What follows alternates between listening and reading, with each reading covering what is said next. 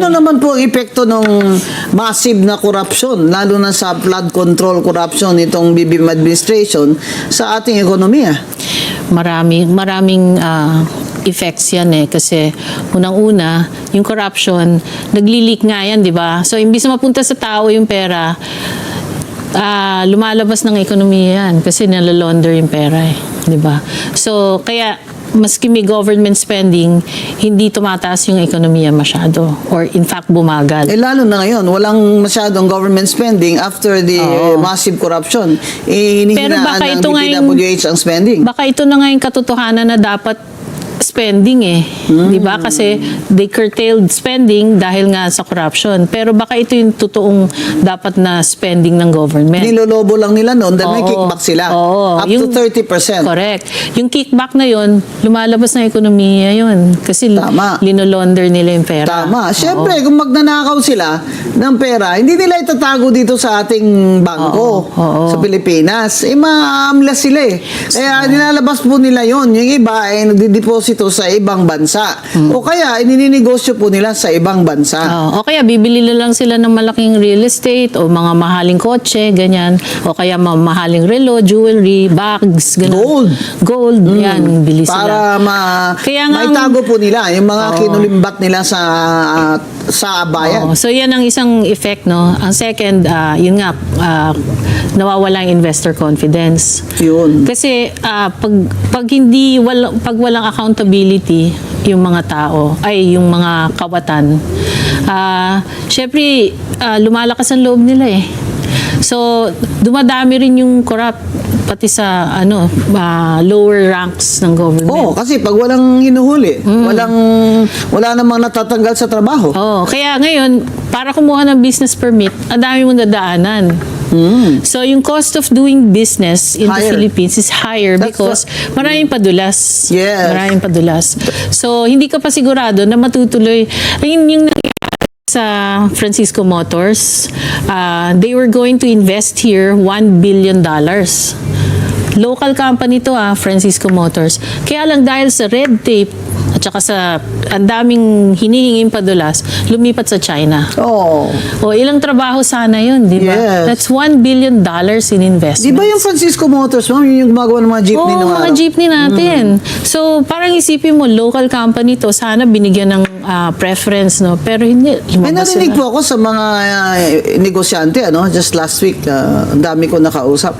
Marami po sa ating mga negosyanteng Pilipino na may kapital ay hindi na po magninegosyo dito. Mag-invest na lang po sila sa labas. Yun na Kasi yung flight capital po, hindi lang doon sa foreign investors na ayaw na pumasok. Kundi Pilipino mismo na may kapital ay ayaw na magnegosyo po dito dahil ang daming corruption dito sa administration na ito ni BBM. Yan ang katotohanan yan. Kaya where are we going with this? In the next 2 years, ayaw naman bumitaw ni BBM, ma'am. Ayun nga, tapos sa budget, di ba, pag-usapan muna natin yung budget. Yes. Kasi napakalaki nung deficit. Ang ibig sabihin ng deficit, mas malaki yung ginagastos kesa sa kinikita. So, yung taxes natin are not enough para takpan yung ginagastos ng gobyerno. At marami pa dun nga, nagli-leak dahil sa corruption. Yan sinasabi ni Secretary E.S. Ralph Recto na kailangan pa niya ng 200 billion. So para mabalanse yung budget niya. Bakit may unprogram ba funds po siya sa sa budget nitong 2026 kung talaga palang kulang ng kinikita ng bayan? Ayun nga. So yung kakulangan na yun, uutangin yun. Kung hindi man dito sa mga bangko dito, sa labas. So, lumalaki ngayon yung utang natin. Yung debt to GDP natin, hindi na yun bumaba. Kasi nung previous administration, mababa yung debt to GDP natin. Kaya lang tumaas dahil nag-lockdown. Of course, they had to support the economy, no? So, nangutang sila, malaki. Pero, dapat, after the lockdown, bababa yun. Hindi bumaba It's now above 60% of GDP.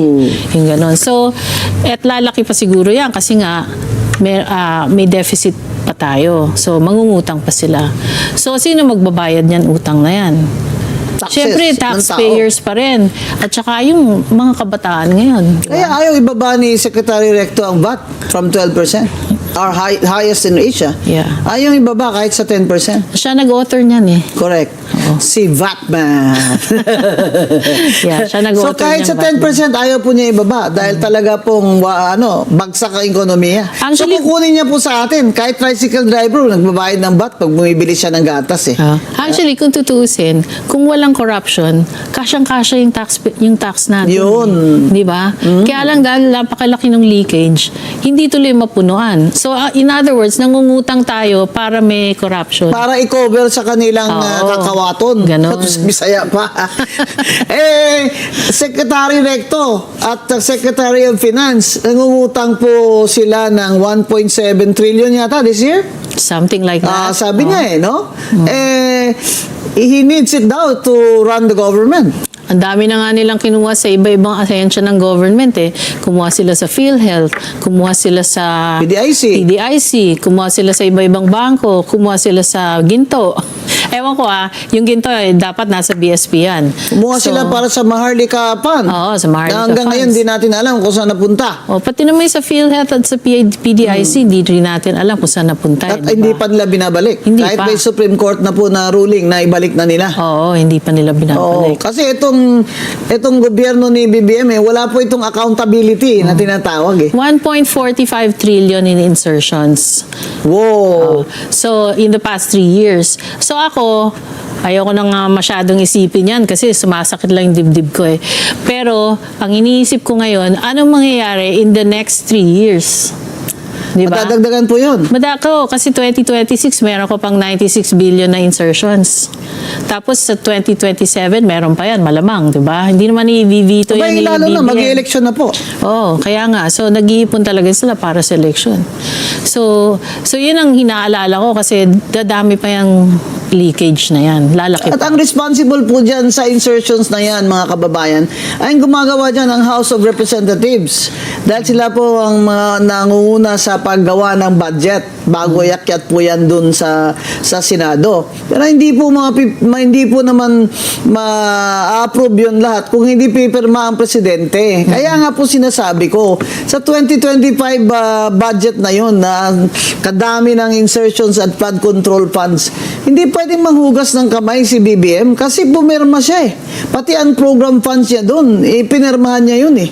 Kaya, pag sinabi niyang mahiya naman kayo, abay, nakakaasiwa naman pong mahiya naman sila. Dapat si BBM din po mahiya. Well, wala naman pong budget na mapapasa kung hindi siya pipirma. At malamang ba, alam nga naman, hindi niya alam kung anong pinipirmahan niya. Sabi nga niya, dahil ilang araw, gabi na siya hindi natutulog, na bumabasa siya ng budget Kaya kailangan po talaga managot ang presidente, si BBM. Hindi na po pwedeng maghugas kamay at malala na ang ekonomiya natin.